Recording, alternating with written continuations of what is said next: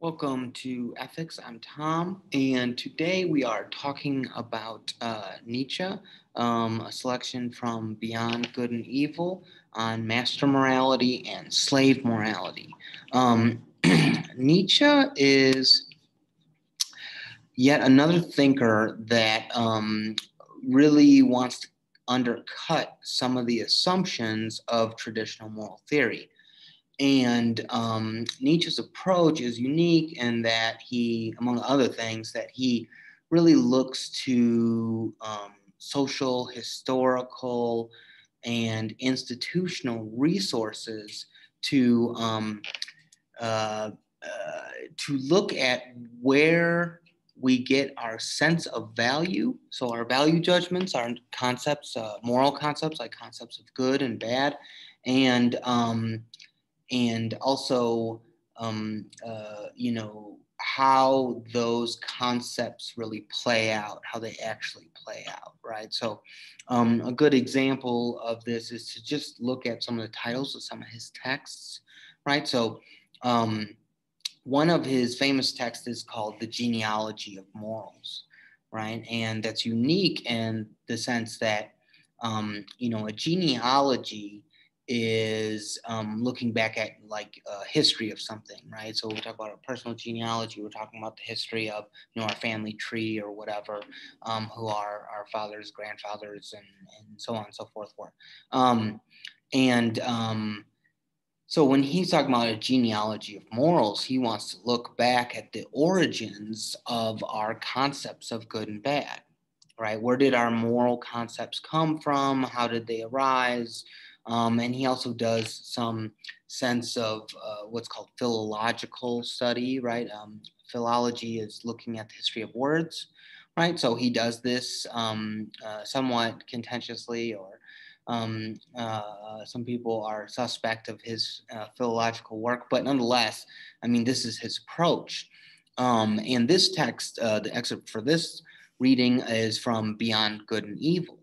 And really, and there's a line in Genealogy of Morals where he says he wants to investigate the value of value, right? So Nietzsche has a very meta-ethical approach where he wants to kind of forego a lot of the assumptions about doing ethics and just kind of ask very broad questions like, where do our ethical concepts come from? Are they consistent?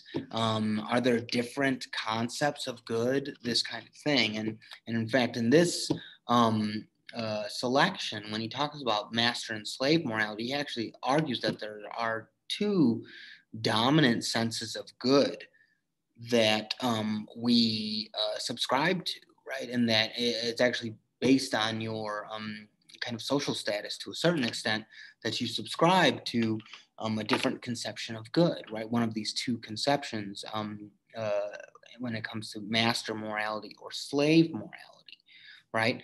And so for him, master morality has to do with a sense of good that's very steeped in the pursuit of wealth, power, domination, and self-interest, right? This is a very Thrasimikian view, right? That what is good is, and what is just or what is right is to, look out for number one, right? Get what you deserve. If you want something, you take it, and that's what you should be doing as a person, right? Slave morality is very much the opposite. It's the values of altruism, of charity, of benevolence, of being kind to others, being honest, all these kinds of things, right? And so these are two conceptions of good. They're opposing very much, right? In fact, if you subscribe to slave morality, right, which is very much the common sense of morality. Many people are very common sense idea of what is good and right very much corresponds to this idea of slave morality, right? This label he gives. and it's the reason why it has this label is because it is usually the moral sentiments adopted by the masses, and the masses are pretty much the oppressed people, right? The wealthy, the powerful are kind of by their nature the few, right? Anyways, if you do subscribe to that idea that our common sense notion of good, that it is being selfless and being helpful to others and being honest and transparent and all this kind of thing, then you're going to think someone who, pursues power and wealth and domination and self-interest to be doing what is bad, right? And conversely, if you subscribe to master morality and you think, kind of like Thrasymachus, that you should be pursuing power, you should be pursuing wealth, you should be willing to, crush the competition and this kind of thing, right? Then you think people who are selfless and whatever are altruistic are bad, right? They're doing the wrong thing. And so these different conceptions of morality, slave morality and master morality, are opposed to one another, right? So you subscribe to slave morality, then you think master morality is wrong, right? And if you subscribe to master morality, then you think slave morality is wrong, right?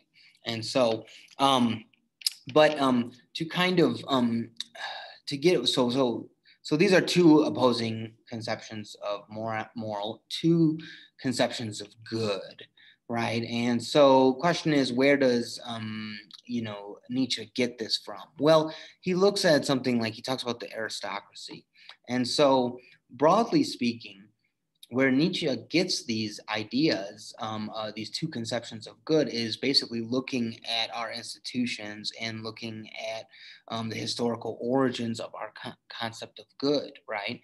And what he sees in our conception of good is that early on, the idea of good was very much tied to wealth and nobility, right? Tied to the aristocracy, right? So what was good, what was pure, really had to do with the traits of being kind of like the upper class of society, right? Those things were synonymous with being good for a long, long time, right? And also for Nietzsche, he really focuses on the priesthood, right? And for good reason, because if you look through medieval history or the history of Europe, the priestly class, was a significant social structure of that time. It was synonymous with the state for a lot of places in Europe for a long, long, long time. So anyways, there was a kind of blending between what was good in terms of what was pure and what was not kind of associated with people who were poor or with, those suffering from poverty and stuff like this, right? Which were and a lot of their traits were considered to be evil or bad, right, for a long, long time. And so, what Nietzsche saw in these social structures was like that concept of good originally kind of was synonymous with the traits of people who were synonymous with having wealth and means, so to speak, right?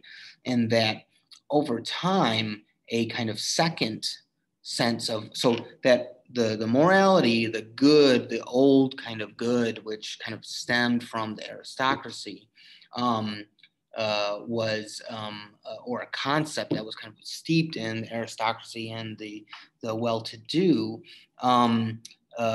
Eventually, a new sense of good kind of got adopted by people who were historically oppressed, right? And this is, not just, this was pretty much like everybody who was kind of working class for a long, long time. We're talking about like feudal system and whatnot. And what happened was people started to get a different sense of good by kind of separating themselves from their oppressors to a certain extent, right? So separating, themselves from the kind of traits of nobility, of aristocracy, and the pursuit of wealth and power and stuff like this, started to adopt a different sense of good, right? A different sense of what it is to be a good person, what it is to do the right thing, right? And gave rise to the idea of being selfless, supporting your community, supporting your family, being honest, all these kinds of things, right? And so the idea is that kind of like slave morality is, in a certain sense, born out of master morality. It's a backlash to master morality, and so Nietzsche identifies both of these through kind of like his looking through history, right, and the way in which people act, and the way in which the kind of institutions that we have and how we upheld them and stuff like this, right? So another major, so basically at the end of the day, Nietzsche's to a certain extent going to kind of reject both of these conceptions of morality in a certain sense, but he is going to err on the side of master morality. And so basically, what he thinks, there's this notion of this kind of central concept of the will to power. Now, people seize on this a lot in Nietzsche, and use it as justification for all kinds of oppressive activities, right? The Nazis were known to seize upon like some version of Nietzsche, and really a lot of, like fascist regimes and things like this give some kind of, bastardized version of Nietzsche, and it's not a very nuanced reading, and they kind of cherry pick certain things that he says. But basically, when it comes to will to power, Nietzsche uses a lot of language that focuses on, what would you say, like naturalistic concepts, right? And so when you think about a living thing, right, what is essential to a living thing, whether it's a plant or an animal or a human being, is that they have a certain kind of striving to be alive, right? And a certain kind of striving for self-realization, right?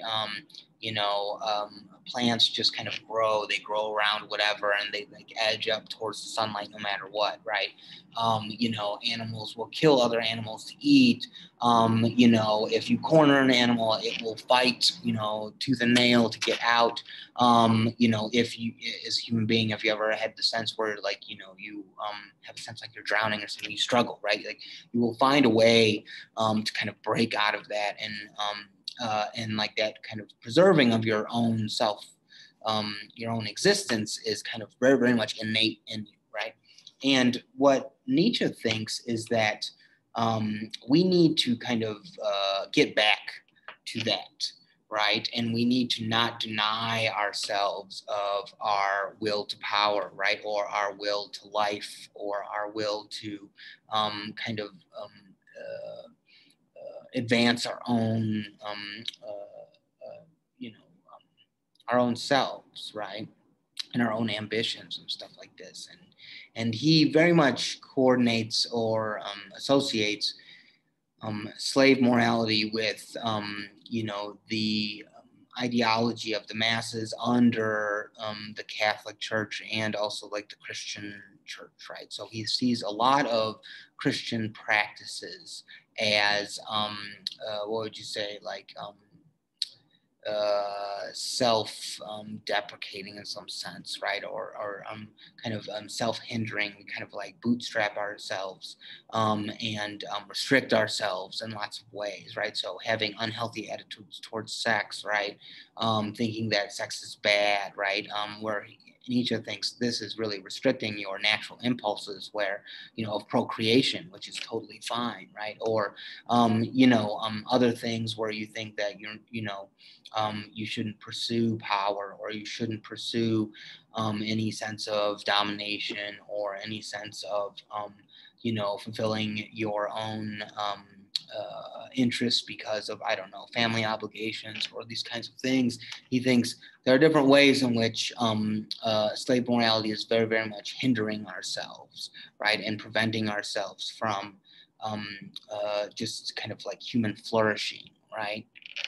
And so, this is what he really means by will to power, something along these lines, that we need to adopt some of the good things of the master morality that are okay to pursue, right? There's nothing wrong with wanting to succeed, to being ambitious, to being okay with being a human being, right? And so, when if you look at the title of the text as a whole, beyond good and evil, really, one theme in Nietzsche you might see is that he wants to kind of break through our moral concepts insofar as they might be restricting ourselves. I mean, this is a very common theme, and why kind of Nietzsche is a favorite of people in their kind of adolescent stage, where they see rules as restrictive, right? Why does society tell me I have to do this? Why does society have to tell me to do that? Why can't I just do what I want? And, Nietzsche wants to kind of give voice to that sentiment, that we should not be restricted by our moral concepts, and that our moral concepts should work for us a little bit more. And that there are all kinds of institutions and practices that we engage and that are not helpful to ourselves. And this is what he means by like the value of value. In what sense is value really kind of like taking away from our experience as human beings, right? So from Nietzsche, you can really see a lot of pushing against a lot of traditional moral theories, Aristotle, Kant, Mill, and kind of trying to undercut a lot of assumptions they have about, what is right or wrong, assuming that there's a uniform one sense of good that we need to pursue, and these kinds of things. And so, yeah, it's an interesting approach. It should give some sense of how to attack some of those traditional moral theories and some kind of questions to ask and stuff like that. So that's it for today. Thanks for watching.